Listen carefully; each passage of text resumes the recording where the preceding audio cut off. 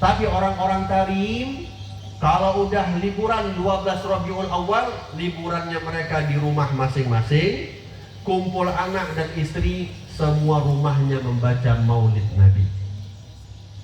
Jadi waktu itu tahun lalu, pas tahun lalu 12 Rabiul Awal saya di sana. Saya keliling pagi-pagi, habis maulid subuh di Masjid Al-Muhdar, saya pulang pagi-pagi, saya keliling jam 8, jam 9. Lewat satu rumah, misalnya rumah ini, saya lewat, lagi terdengar di dalam, ya Nabi salam alaika. Lewat lagi rumah depan, lagi membaca qasidah. Lewat lagi mahalul qiyam. Lewat semua rumah baca maulid Nabi. Pantesan kalau lihat orang di sana itu masuk rumah tenang. Kenapa? Sakinahnya dibawa ke dalam rumah, bukan hanya di majelis saja, bukan hanya di majelis taklim di luaran saja, tapi dibawa ke rumah. Makanya Pak, ayo, Ibu, ayo, ajak suami kita, ajak anak kita. Kenapa kalau kita ngajak anak-anak kita pergi ke mall, kita nggak pernah ragu. Tapi kalau anak kita ajak untuk baca maulid, kita malu. Anak kita, istri kita bawa pergi keluar kota, jalan-jalan, kita nggak pernah malu. Tapi kalau ngajak mereka, kita segan, kita malu. Hidupkan rumah kita dengan maulid Nabi Muhammad SAW. Biar tenang rumah kita itu, hadirin. Nggak ribut terus. Nabi itu mengatakan, ya Rasulullah itu mengatakan, rumah beliau itu adalah baiti jannati. Rumahku surga. Rumah kita apa sekarang? Baiti nari. Rumahku nerakaku. Gimana nggak ada neraka? Gimana nggak jadi neraka di rumah? Bukan malaikat yang masuk, iblis yang di rumah kita. Di rumah kita masukkan iblis, ahlan wa sahlan iblis masuk. Gimana caranya? Di rumah kita setiap hari ngomongin orang. Di rumah kita setiap hari hibahin orang. Belum lagi sekarang, maaf saya nggak tahu ini kena apa enggak di sini, tapi di tempat saya itu sekarang jadi musibah besar. Di rumah sekarang anak-anak muda yang nggak bapak-bapaknya pun sama, kadang-kadang yang ibu-ibunya pun sama. Apa musibahnya? HP mereng. Ngapain? Slot, skater, chip. Ada itu di sini? Mudah-mudahan nggak ada. Nggak nyambung soalnya. Mudah-mudahan, biasanya nggak nyambung, nggak ada. Tapi nggak tahu, rupanya diam-diam, mak aku yang kena ini. Mudah-mudahan nggak ada, insya Allah. Tapi itu musibah besar. Di tempat saya itu jadi musibah sekarang. Kenapa? Dulu kalau mau main judi itu harus cari tempat khusus. Tempat mau main judi ini, judi itu. Tapi sekarang setiap rumah jadi tempat bandar judi. Dari mana? Dari handphone. Kalau kami bilang, Pak, Bu, siap-siap. Kalau udah mulai di rumah itu ada HP mereng, kayak gini terus, jangan heran kalau besok gas 3 kilo hilang, gak usah cari malingnya di luar, malingnya di rumah itu. Kalau besok tengok emasnya ibu yang udah disimpan di lemari di bawah baju, besok udah nggak ada, gak usah cari malingnya di luar, malingnya di rumah. Ini secara nggak sadar kita masukkan iblis, setan ke dalam rumah kita. Makanya jangan heran setiap masuk ke dalam rumah, bapak-bapak capek kerja dari pagi sampai malam, pulang-pulang, wah, piring terbang, wah, sapu terlempar, merepet. Ada dulu satu orang, ya, seorang suami, dia punya istri memang luar biasa, merepet tiap hari. Merepet tahu kan? Ngoceh, cerewetnya luar biasa. Waduh, Pak, kalau ada ada istrinya kayak gini, kuncinya cuma satu, sabar saja. Dan yang kedua, siapkan obat tidur. Ya, siapkan obat tidur. Dia merepet, jangan pernah dibalas. Kalau bapak balas, bapak pasti kalah, jamin. Ya, yang namanya perempuan nggak akan bisa menang kita. Sehebat apapun kita di luar, Sayyidina Umar bin Al-Khattab, ini saya ngajak ngomong bapak-bapak dulu ya. Sayyidina Umar bin Al-Khattab itu jangankan manusia, setan kabur sama dia. Di saat beliau jadi Amirul Mukminin, ada satu orang mau ngadu sama Amirul Mukminin Umar bin Khattab. Dia mau ngadu suaminya, istrinya di rumah asik marah aja. Dia mau ngadu datang ke rumahnya Amirul Mukminin, ketika dia mau ketok rumahnya Sayyidina Umar, didapati istrinya lagi marahin Sayyidina Umar. Katanya orang ini sahabat bilang, Umar bin Khattab aja kena marah sama istrinya, apalagi Auja, apalagi Ulun. Dulu ada satu orang suami, nggak kuat dia, asik merepet, cerewet betul istrinya itu. Akhirnya ada lebih rezeki suaminya, udahlah, daripada asik cerewet saja kamu deh, asik marah-marah merepet saja, yuk jalan-jalan kita, yuk pergi dia ke toko emas. Beli ke toko emas, dibeliinlah emas sama suaminya.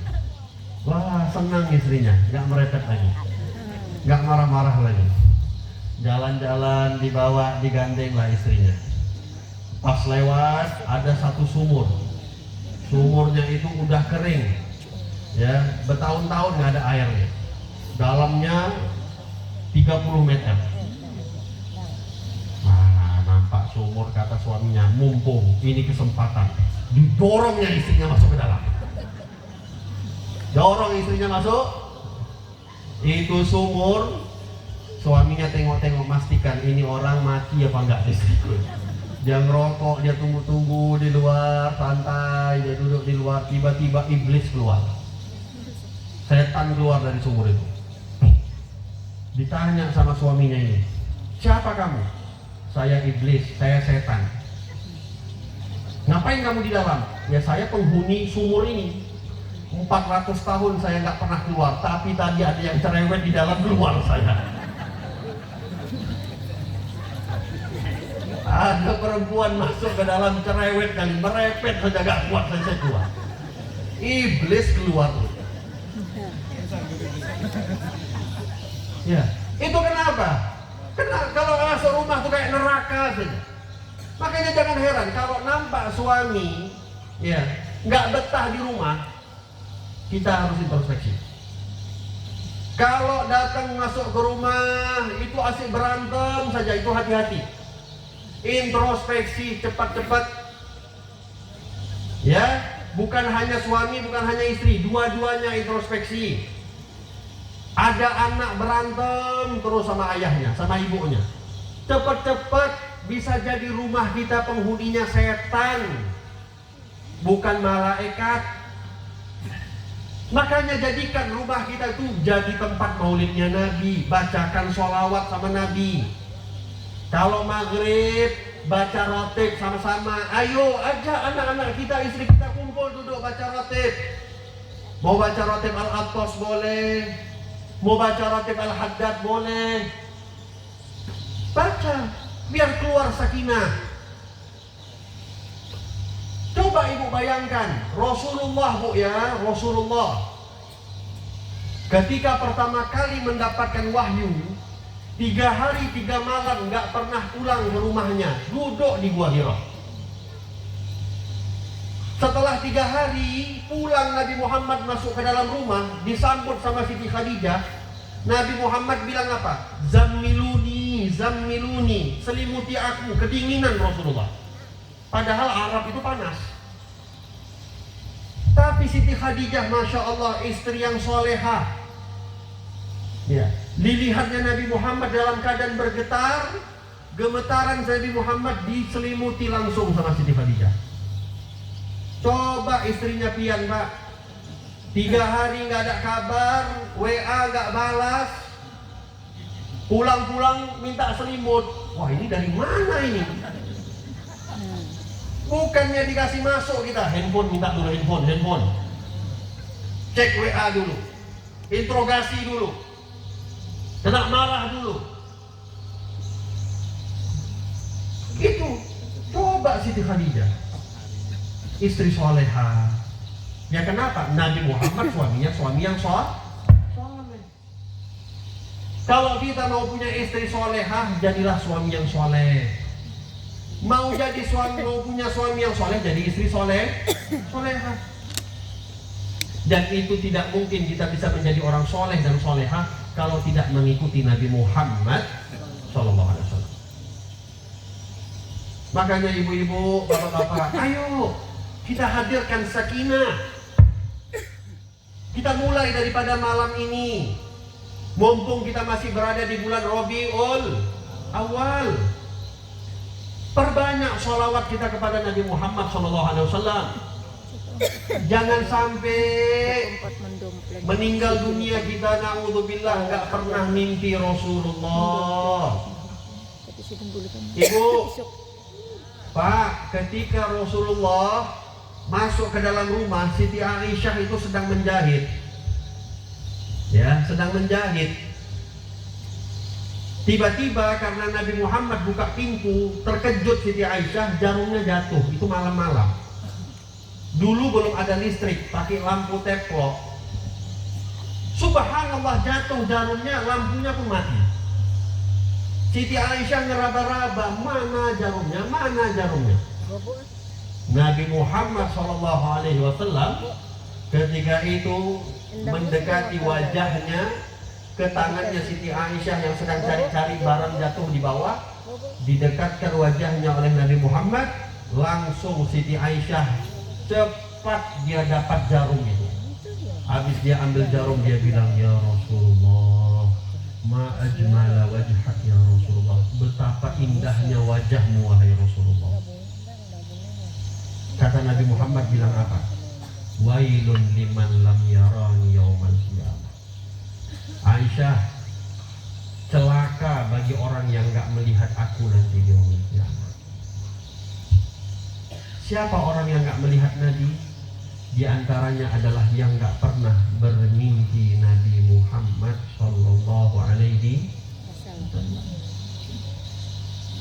Makanya Pak, cita-cita Pak, mimpinya itu Nabi Muhammad. Jangan cita-citanya mimpi Rucita Luna.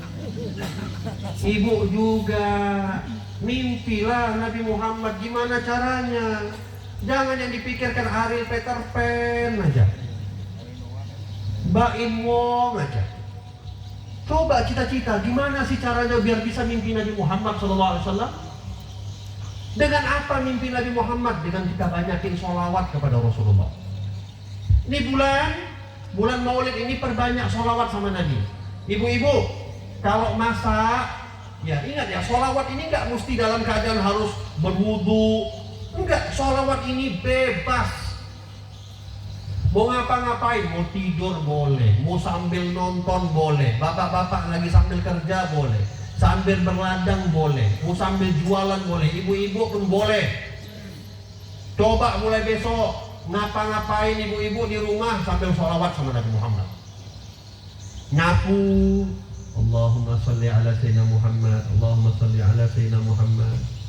Lagi masak, Allahumma sholli ala sayyidina Muhammad, Allahumma sholli ala sayyidina Muhammad. Coba, itu jamin itu. Kalau masak ibu sholawatan terus, ya, bapak-bapaknya, suami-suami ibu tuh nggak pengen makan di luar lagi. Kalah Haji Nomoto itu. Micin-micin semuanya kalah. Liurnya ibu lebih indah lagi. Campur sholawat liurnya. Betul. Itu dimakan sama suami kita makanannya, nggak kepikiran wanita lain. Ya salah. Anak-anak kita nurut. Kenapa? Dia makan makanan berkah daripada sholawat sama Nabi Muhammad. Mau ngapa-ngapain? Ayo coba sholawat. Ini lagi bulan Maulid, di bulan Rabiul Awal ini. Perbanyak sholawat sama Nabi. Jangan habis waktu kita hanya sama handphone saja. 24 jam waktu kita buka Facebook, buka Instagram, buka TikTok, buka YouTube, nggak ada manfaatnya. Kuota setiap hari 2 giga, 3 giga habis, tak ada ilmu yang didapat. Ayo nih dimanfaatkan nih, banyak ilmu yang bisa diambil dari sini. Minta sama ustadz-ustadz kita di depan ini, siapa panutan yang bisa diambil ilmunya di sosial media? Minta rujukan. Jangan nggak pakai rujukan, bahaya juga. Kalau nggak pakai rujukan akhirnya mau cari ilmu sesat kita. Jangan hanya habis waktu kita, coba statusnya orang habis kita tengok, tapi sholawat pun tak ada. Sambil kita buka sholawat sama Nabi, ya, buka statusnya orang, Allahumma sholli ala sayyidina Muhammad. Sambil kita gerak-gerakkan kaki tangan kita, Allahumma sholli ala sayyidina Muhammad. Tapi hati-hati Pak, jangan tengok auratnya perempuan, Allahumma sholli ala sayyidina Muhammad. Wah, ini bahaya ini. Ya, senantiasa sholawat sama Nabi. Baru setelah itu pelan-pelan sunnah-sunnahnya Nabi kita ikutin.